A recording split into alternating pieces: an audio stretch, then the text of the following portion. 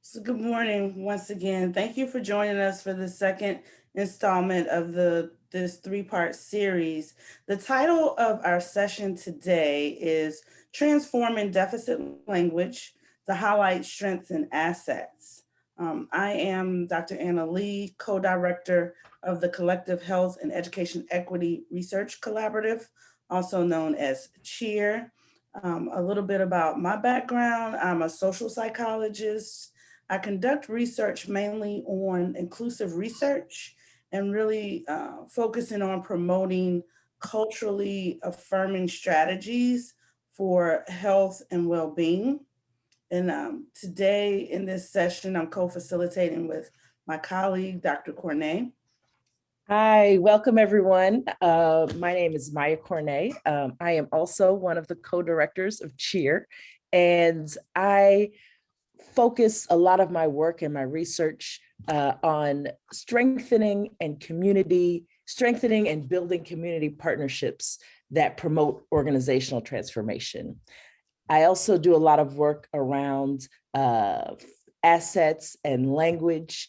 And today we're going to talk some about this idea of transforming language to make sure that it is grounded in understanding and thinking through the assumptions and also grounded in strengths and assets.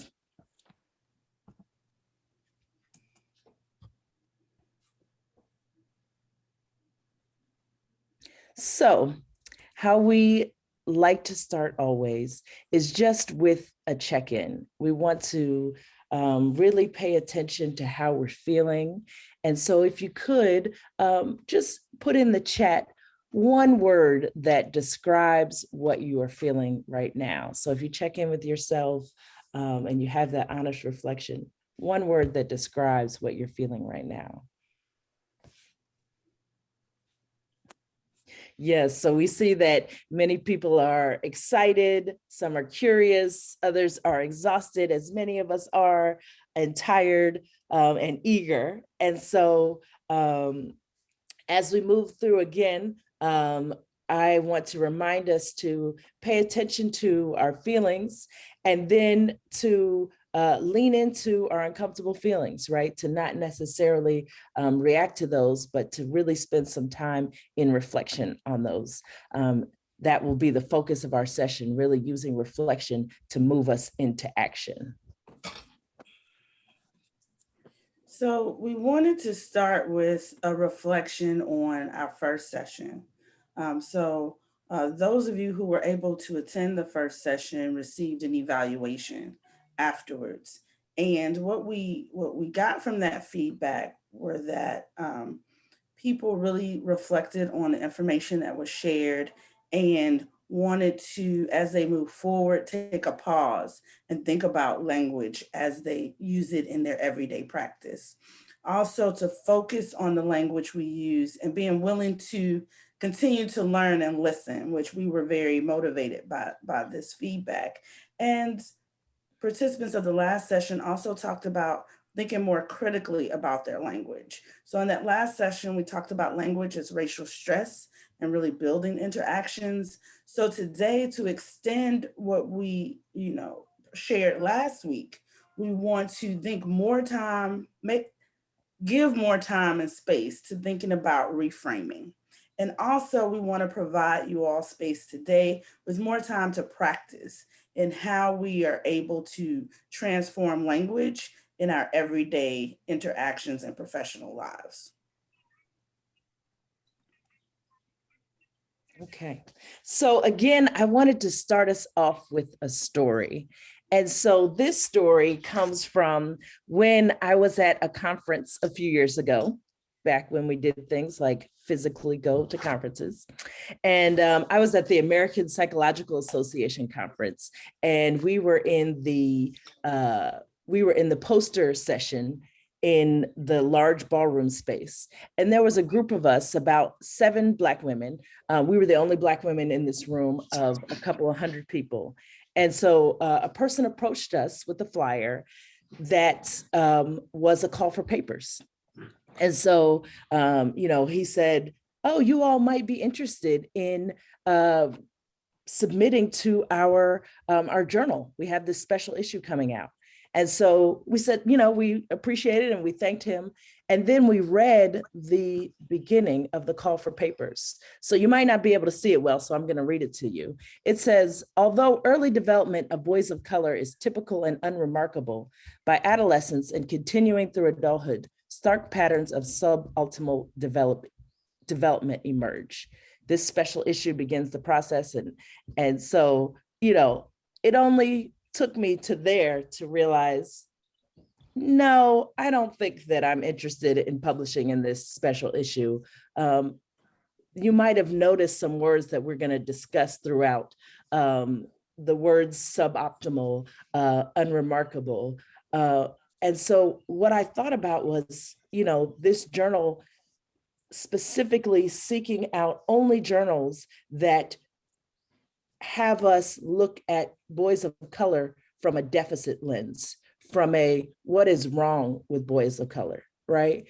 And then also not providing any context to the realities of boys of color, that they're more likely to be perceived as older than they actually are. They're more likely to receive harsher disciplinary consequences. And so what I did was took this picture that you see here, put the flyer in the recycling bin, and was like, oh, I need to use this example with my class when we talk about deficit frameworks and deficit languages.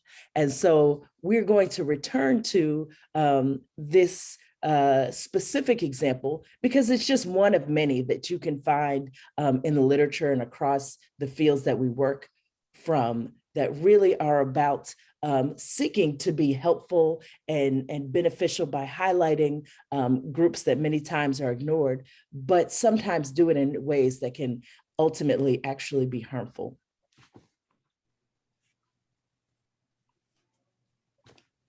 So thank you, Dr. Corneille, for sharing that story. I think it really highlights and is able to center us into where we're going today on our journey together. So to operationalize what we mean by deficit language today, how we're defining this, we're talking about terms that make individuals, groups, communities feel as if they're less than or not as worthy. And so these terms may center an individual or a group as the problem. So focusing on individual characteristics as the problem, as an inherent problem, and not really interrogating what are the other structural or institutional factors that may drive some of these issues that we study or that we assist people with. And we also want to make sure that we keep in mind that racism is the root of this deficit based language. And so by using this, we continue to perpetuate these systems of inequity and these systems of harm for individuals and groups that individuals belong to. So with that, we want to start really digging in with some examples. So we're going to go through this first example together. If in going through the literature in our experience and our work, we tend to see certain terms that have been examined. Scholars have sort of called out, if you will, as somewhat problematic. One of these terms that you may be familiar with seeing is at risk. And when we use the term at risk, for example, we just did a quick search on PubMed for the last year, for 2020, 2021. And there were more than 11,000 articles that use this term at risk. And examples of this would be at risk for suicide, at risk Mexican origin males being at risk. And so we really have to think about, oh, and there was another one, which youth are more at risk for cannabis use? Girls and boys are not the same. So really, when we hear these terms, one of the problematic things of using at risk is that it focuses on individual cultural characteristics of the person, and it implies that something is inherently wrong with the person and that this needs to be fixed. And so the message that it sends, although it's a false message, it um, constructs this idea of the problematic minority, right, versus the normal majority. So when we label people at risk, we're already putting them in a position where they are seen as less than. So now we want you to take some time and reflect. Another term that we've seen pop up in the literature as problematic is this term vulnerable. And we've seen this in several research studies as well. And so I would like for you to now take some time to reflect and think. And what would you say? And we ask that you post this in the chat. What would you say is a problematic assumption of using the term vulnerable when referring to populations that we work with as practitioners or that we study as researchers?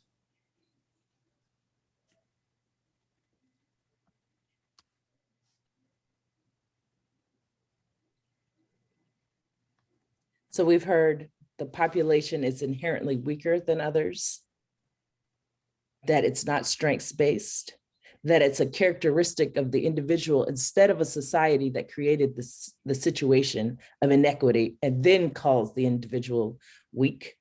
Some of the other problematic areas, the power dynamics, the generalization, the othering, a euphemism to avoid discomfort, and a power differential. Someone also is talking about capability, this assumption that somebody needs protection, and inherent weakness of or susceptibility or needs others to help them. Thank you. And so all of those are very tangible assumptions and realistic, real world assumptions that people may make when we see this particular term. Now, what is the message that that sends about the individual or the group when we label a person or a group as vulnerable? What are some messages that you think that may send? And again, we'll use the chat function for you to share. So we heard some messages earlier, this idea of needing protection, needing others to help them, inferiority, less than.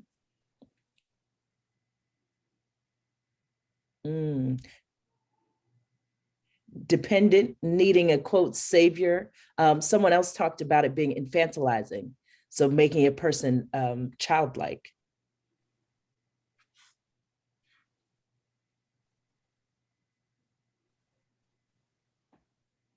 And so, thank you. Ditto to what Anna said. Oh, there's another Anna here. Needs a savior. Okay, got you. Thank you for sharing that. And in our search, we've seen that over 50,000 publications have used this term of vulnerable. An example, co-designing health and other public services with vulnerable and disadvantaged populations. And so when we thought about this term, and again, I want to point out that at risk has probably been the term we've seen the most discussed in the literature. While people have also brought up the term vulnerable, there's not a lot of scholarship around alternative uses of it, right? And so when we thought about this, we thought about some of the things you all said, that the problem with this term is that it places individuals in a position where they're viewed as inherently vulnerable, right? It is something within that person, and rather than naming and discussing the structural root causes, what are the societal functions that place people in vulnerable positions? And so the message can be very vague around this.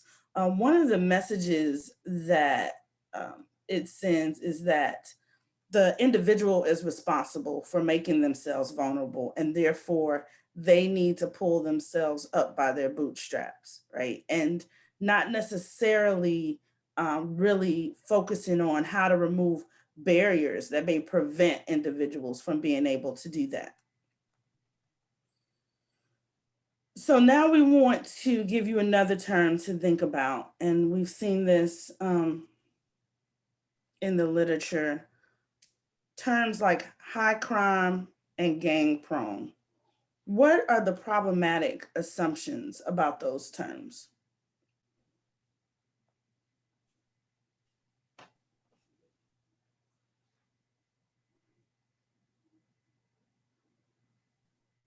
Assumption of inherent criminality, assumption assumes they are nefarious, that this idea of safety. That it isn't safe, right? And so this particular assumption, coded words. So when we hear that an area is high crime, one of our assumptions is that it should be avoided, right? And that the individuals that occupy that space must not care or are, inherently prone to criminal behavior. And so then what message does that send about that particular group if we say these individuals are high crime or gang prone? What kind of message does that send?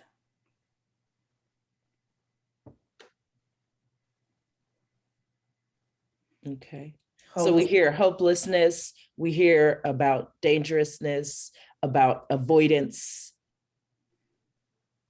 dangerous violence. Yes, and so when we use these terms, you can imagine that it also sort of sets up this, well, really, can these people be helped? Because the assumption and the message that is sent by using these terms may bring us to those types of conclusions. And so when we thought about this, we thought that the problematic assumption, again, very similar to what you all have shared, that certain groups are more prone to criminal behavior. That's the assumption. And then the message that it sends is this misconception that the way to fix the problem, right, is by more policing rather than more resources. And we've seen this being really interrogated now by the whole conversations about defunding the police and redistributing resources in other ways in order to help communities and individuals thrive. And we also thought about, when we think about the term gang prone, that when we saw, for example, individuals mobilizing around issues of social justice, police brutality, there was this narrative in the media in some ways that this mobilizing activity was then seen as criminal activity. And so this message that is conveyed can actually do harm. So if we think about more policing or over policing certain neighborhoods, we also see that that has negative effects of higher rates of incarceration, higher rates of family breakdowns.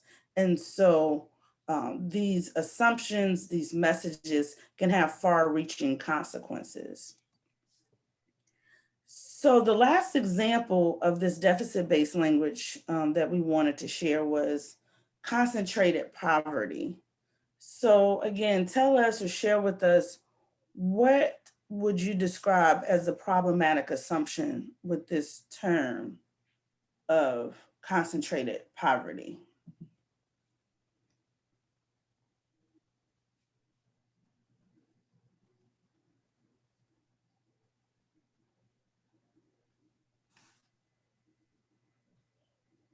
The community is to blame.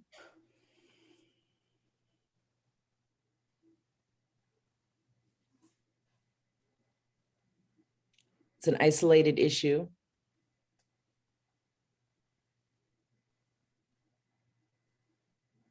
Poverty only exists in certain parts of a community, limited resources connected to limited abilities. The assumption that people in poverty didn't work hard enough, instead of recognizing the various structural factors that date back decades and create the scenarios of generational poverty. And so then what is the message this may send or convey about an individual, a group, or community that is labeled as living in concentrated poverty? And you all touched on some of that with your responses about the assumption, but what are some messages that that conveys to larger society when we talk about people who live in concentrated poverty? Somehow their faults. The message can be that they are lazy or criminality and they've chosen poverty. The community isn't worthy of getting better. Poverty is a lifestyle choice, not the problem of the businesses or those who are not living in that area. Yes, and so those are very good reflections on this and I think about conversations I've had about, you know, the working poor. And I had a conversation with someone about how, you know, people do work hard and still are in positions of poverty because of economic inequality. You know, we're having conversations nationwide about minimum wage and earnings. And the response of the individual I was talking about, they wanted to avoid that part and said, well, at least they're working. Mm-hmm. Well, working 3 or 4 jobs and still not being able to survive is still a problem, right? And so what can we do on a structural level? And when we thought about this, we thought about exactly the things you all shared. Really, the assumption is that the poor are to blame for their economic condition. And the message is that, oh, well, individuals, people must be unwilling to work. They lack the motivation. They're very complacent. But as we know, there are people who work or people who have structural barriers from getting employment, right? And so they have the desire to work, the desire to earn, but there may be structural issues that prevent them from doing so. And so to close this part of this session, we really wanted to gather, do you all have any examples from your work of terms that you find problematic or that you think should be interrogated more closely? Mm. And feel for this section, feel free to take yourself off mute and you know, share with us any other examples that you experience when you either read the research on your topic or when you engage. So far we've seen in the chat, you can use the chat as well as take yourself off mute if you'd like to. Underprivileged, criminal responsibility. Anything that isn't people first language? Okay. Well, I was thinking specifically of the patients that come in frequently to the emergency room being referred to as frequent flyers. Mm-hmm. And what does that mean? What is the meaning behind using that term? Right. The implication is that they haven't planned ahead appropriately or haven't availed themselves of the care that is obviously available. And it ignores the fact that there are big gaps in access to care or real reasons why the patient only has the option of the emergency room. Any other examples that anyone would like to share?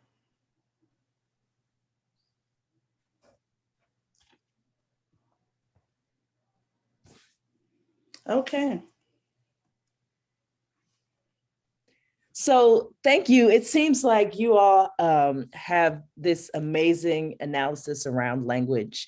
And what we really like to do is have these thought exercises so that we can really think through the assumptions that are inherent in language, and then also think about reframing, right?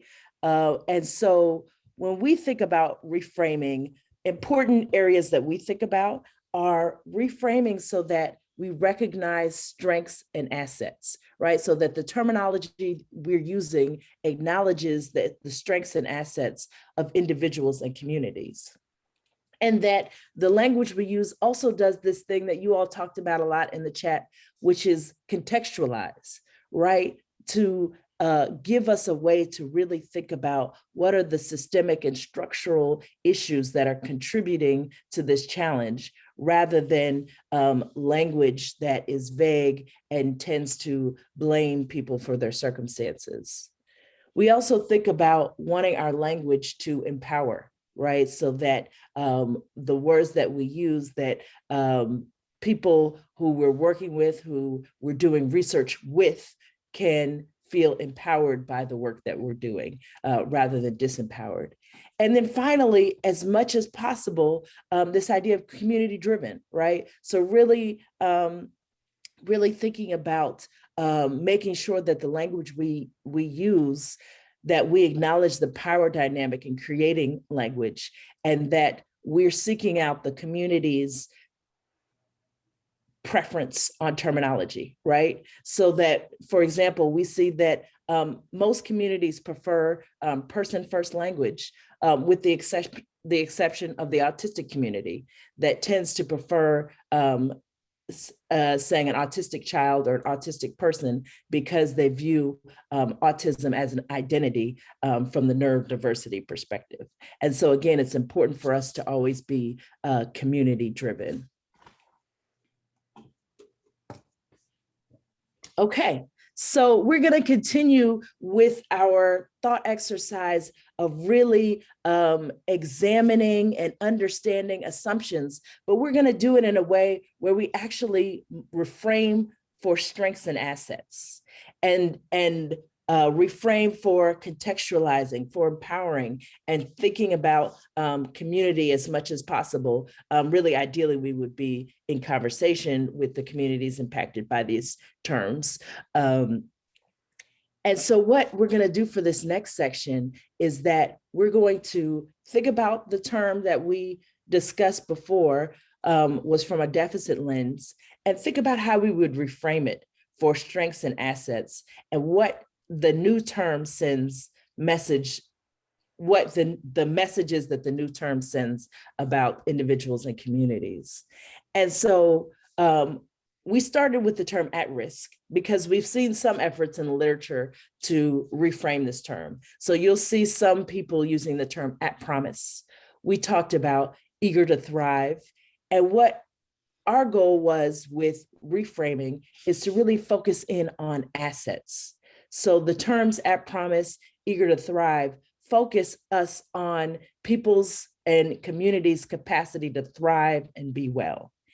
And as we know, all of these terms that we've seen are disproportionately attached to individuals and communities of color. We see that this emphasis on using deficit language without context, language that is disempowering, disproportionately attached to communities of color. And so we really want to think about that creating cumulatively a specific narrative, right? And if we are part of being in a position of power where we impact how people use language, what ways can we reframe those words for strengths and assets? And again, this is a thought exercise to really get us thinking about focusing in on assets and contextualizing. And so we're going to go back through those terms and come up with our reframe for strengths and assets. And again, we know it may not be a perfect reframe, right? There's still lots of discussion in the literature about different terms, but I want us to just be bold and put our ideas in the chat. So the term we're going to start with is this term vulnerable. How would you reframe that term where you're either recognizing assets or contextualizing or empowering? And so just throw as many examples in the chat as possible. We're thinking of ourselves as a collective brain trust that is really able to challenge this issue. So far we see survivor, we see capable, we see resilient. Ability to adapt in spite of challenges. I'm going to give us about 1 more minute and see if there are other people who want to share on vulnerable. Flexible. Okay. And so if you put something in the chat, or even if you didn't put anything in the chat, pick out the terms that you see and think about where, instead of vulnerable, the new term, what's the new term's message about the individual or community? So resilient. Barred from resources. Barred from resources is a contextualizing approach. So put in the chat, what is the new term's message about the individual or community?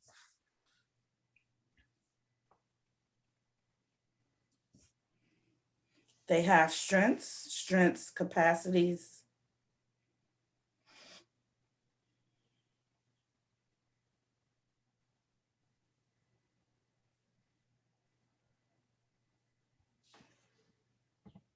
Brave. Mm-hmm.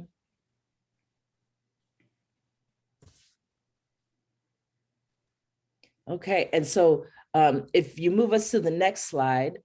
Hardworking, resourceful, survive and try to thrive in the face of adversity, potential for growth. Systems and not inherent nature cause this vulnerability.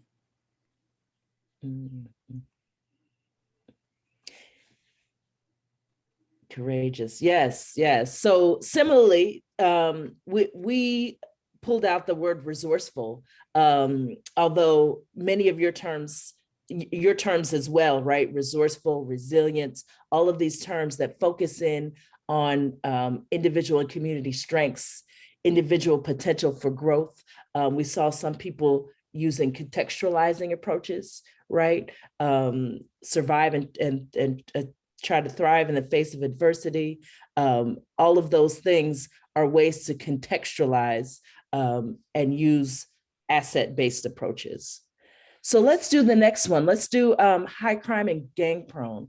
So take about a minute and really think about if you were needing to reframe, right? So the approach that I use, rather than correcting someone's language, what I do is I use a reframed term to repeat back to them, right? So when I'm continuing in the conversation, I don't use their term, I use a different term, right? That really reflects this assets, empowerment, contextualizing as a way for people to experience that there are other ways to describe things. So think about what might be, if you're hearing these words, or if you're working on a research paper in collaboration and you're doing an edit, how might you be editing this word in a research collaboration?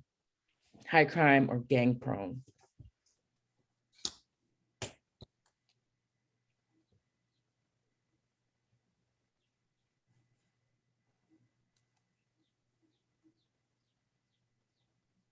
Okay, so far we have over policed. Let's hear some other ideas.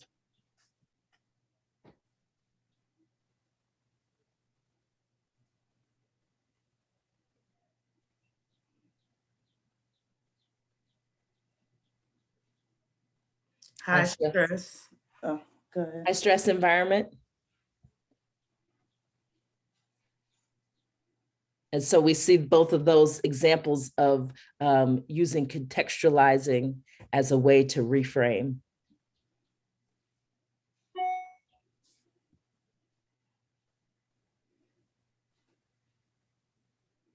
And so if you think about the message about the individual or the community, when you hear terms like over-policed and high-stress environment, what do you think, what is the message that that sends about the individual and the community? And more important, what types of solutions emerge from the term over-policed or high-stress environment? So one idea was to find another descriptor for the area. What kind of businesses are there, for example? Okay, okay.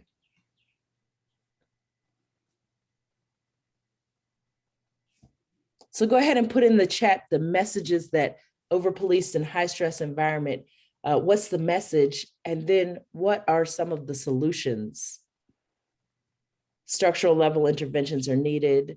The message is that it's under-resourced, and so that our solution would be to increase resources and support to community.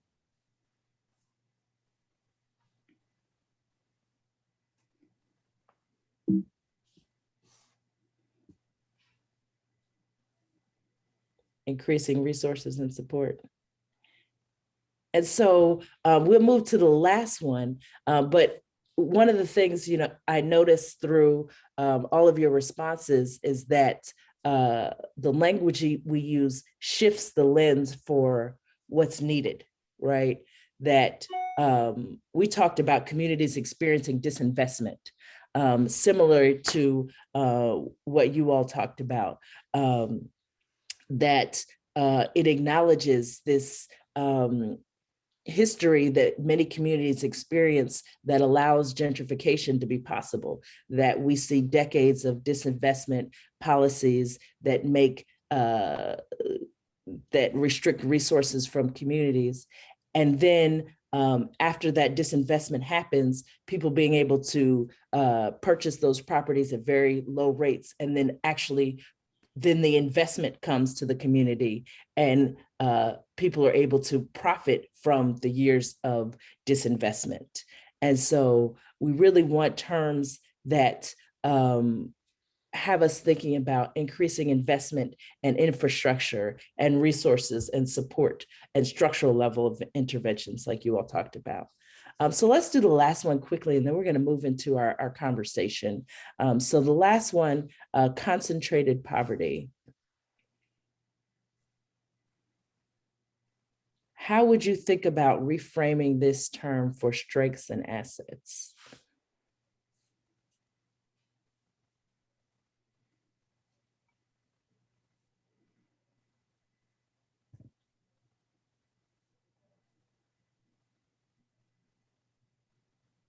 Okay, socioeconomic inequity, similar to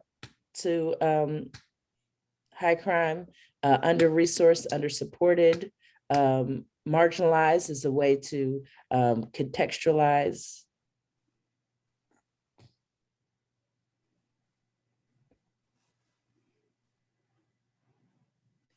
And so let's take the term, for example, socioeconomic inequity, and what messages does that send about the individual or community, and then the solutions that should then come from a term like that? Okay, so someone described that when we use the term over-policed, we think about we're forced to consider the police activity in the area and whether it's appropriate. And so someone then talked about the examination of assumptions that I may have about appropriate, right? So even that term, what is considered appropriate, and is policing a actual strategy that helps communities be safer, or is it investment of resources that helps communities be safer? All right. So we'd like to hear any other examples of ways that you have heard terms be reframed that you really appreciate. So feel free to take yourself off mute, put in the chat any terms that you have really appreciated, approaches that you have appreciated that reframe, contextualize, highlight strengths, empower, trauma survivor rather than trauma victim, homeless person, moved to unhoused.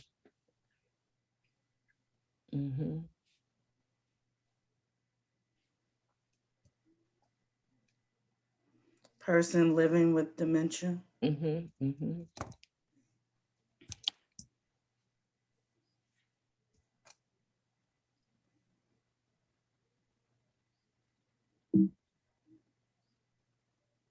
Okay. And so thank you for that. Thank you. It seems like people have tuned into this movement to reframe language and to really be intentional about language. And so I want us to conclude with one final exercise, and then we're going to have just a couple of discussions. So if you remember from the beginning, I told the story of receiving this call for papers. And so I highlighted what I consider the most problematic sentence, pulled it forward, and it says, although early development of boys of color is typical and unremarkable, by adolescence and continuing through adulthood, stark patterns of suboptimal development emerge. What I'd like you all to do is to think about if you were writing this call for papers and introducing a call about boys of color development in adolescence and through adulthood. How might you rewrite this sentence? So take about 1 minute, think about how you might rewrite that opening sentence.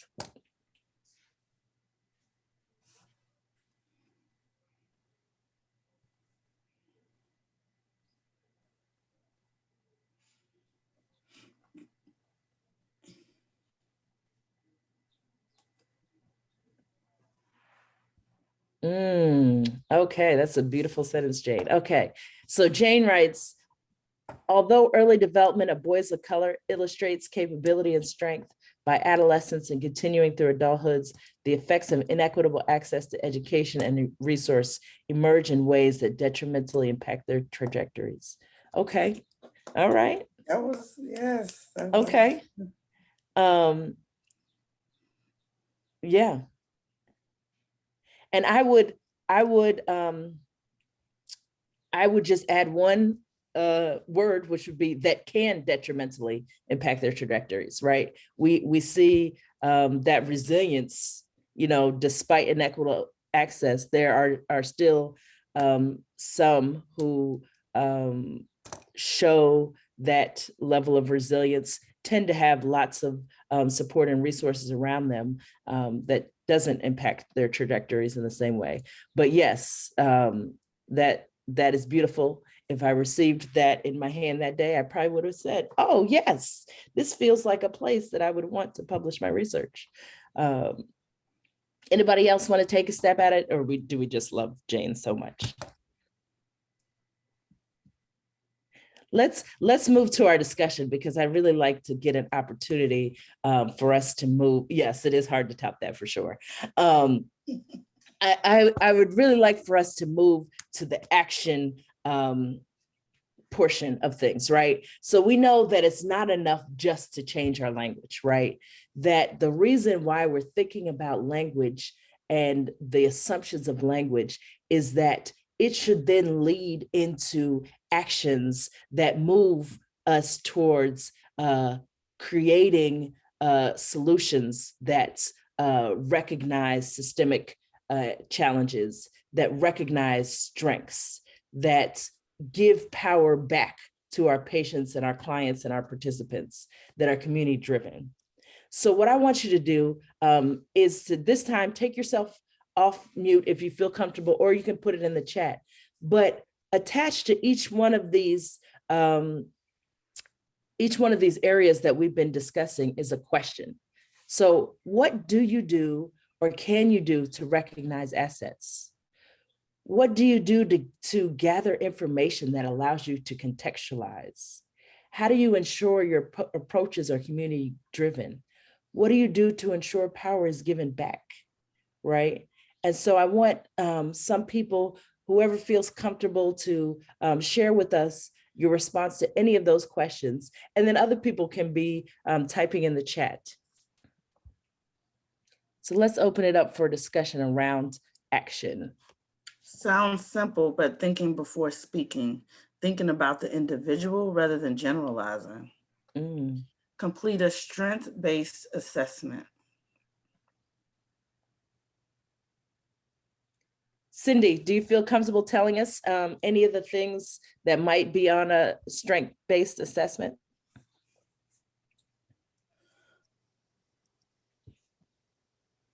Good morning. Good morning. I do,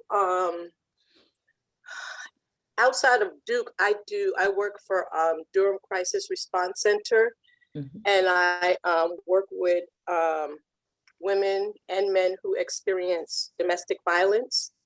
So oftentimes by the time they come to our confidential shelter, they're just down about everything. And they don't even see what good qualities that they have. So we just ask them a series of questions. Like you could say, what are some of your positive things that you feel about yourself? You know, what did you do to get yourself out of the current situation, you know, to give them some of their power back? It's just a series of different types of things that help them to point toward the good things and the good attributes than what has been taken from them. And what do you find in terms of your clients' response to that? Well, it's over time. Initially, even if I'm trying to encourage them, they don't see themselves in that space initially because of what they have just experienced. And a lot of times it could be maybe a one-time incident, but the majority of the time it's years, you know, 7, 20, it could be years. And they finally just had enough and were able, and a lot of times it's also a safety issue that they can't leave sooner rather than later.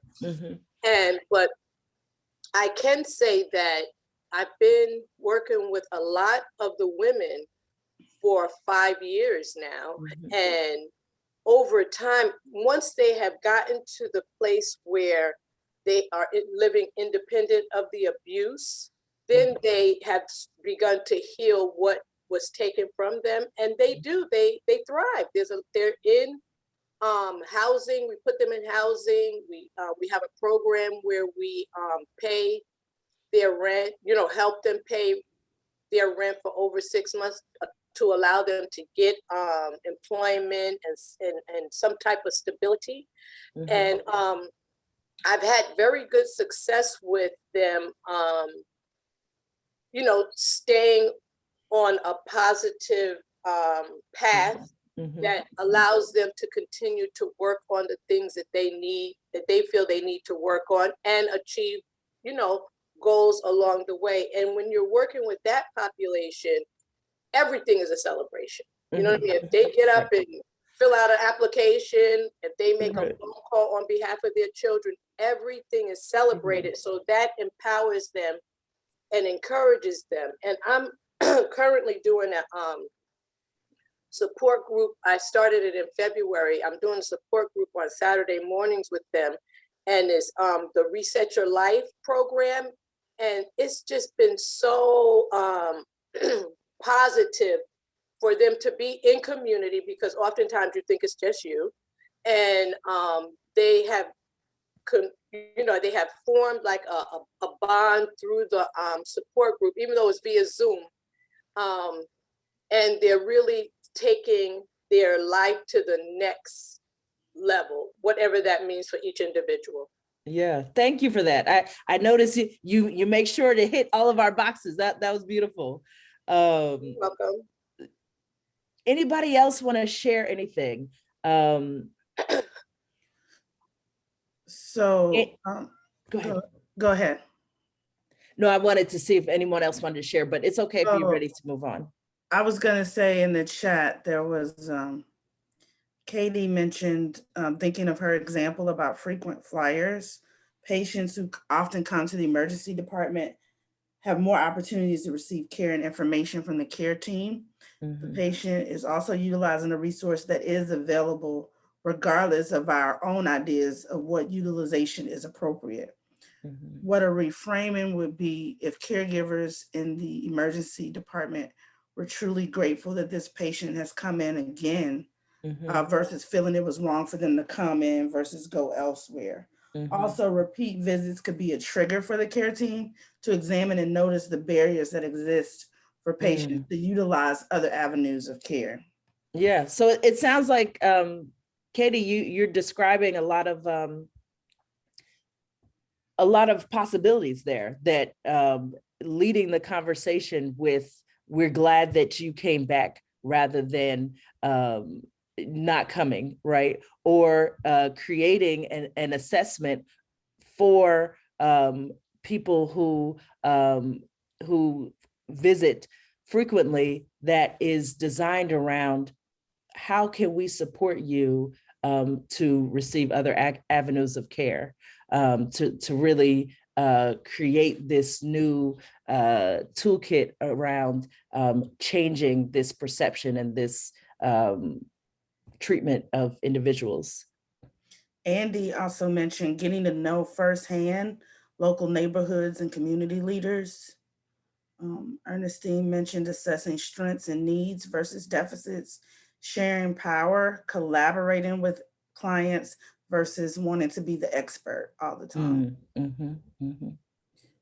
Okay. And so thank you for that. I hope that you all continue to think about how the language that you're using can lead to creative solutions and really transformative actions that impact the people that you work with.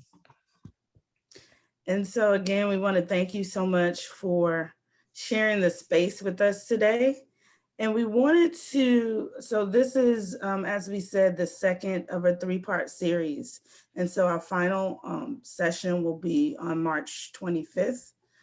But beyond that, we were interested in finding out more about what other topics or issues would you all like to see discussed? What sorts of conversations moving forward do you think would be useful or you would like to have as the organizers continue to plan and think about resources to provide? And you can place any ideas you have in the chat for that, for any sort of topics for future sessions after the language series.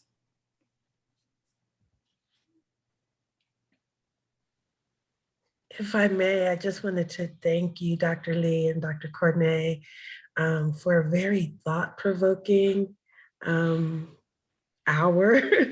I was sitting here struggling and I was like, wow, how ingrained this deficit language is and how much of a switch, an active kind of switch you have to do to really be asset focused and empowering in your language. So thank you. I think this is something that we can all apply as we move forward. And I hope that all of our participants will be thinking about ways that they can use this approach in their settings.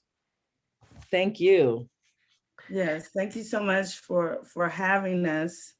We wanted to just end with another reflection, sort of think about after this conversation now, Ernestine, you kind of share with us and hit it.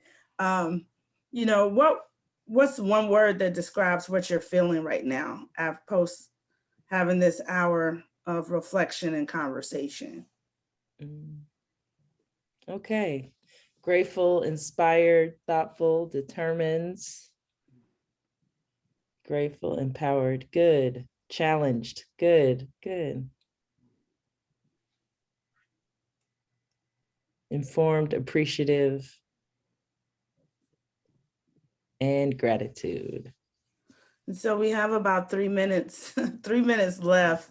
Are there any final reflections, comments, questions that anyone has for us?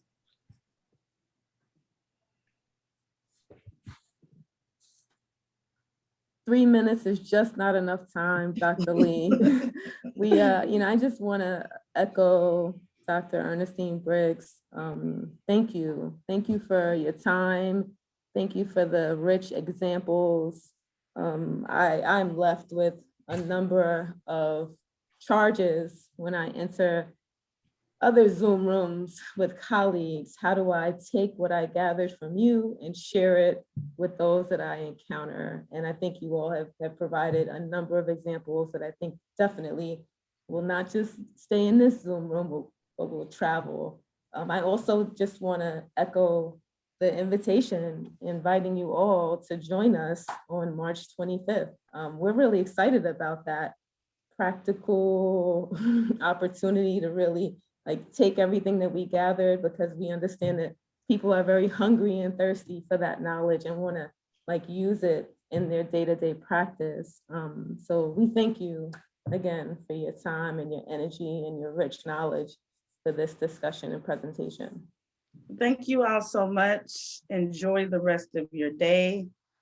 Positive energy and vibes moving forward into the rest of your Thursday. And we'll see you on the 25th. Yes, see you on the 25th. Thank you for coming. Are we staying on for a few minutes?